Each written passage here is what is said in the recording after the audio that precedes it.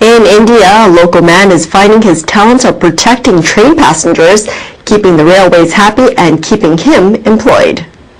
Mayan, who's also known as Goody, is allowed to monkey around at work. In fact, it's an essential part of his job. The 42-year-old is employed by the railway authorities in northern India to be a monkey man.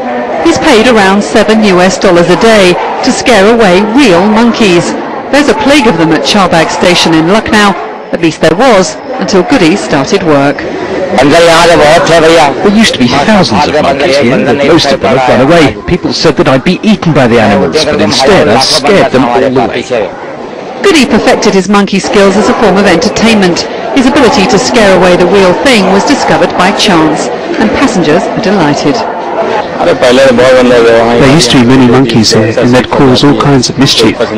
Sometimes they'd tear the seat covers in trains and snatch bananas from passengers.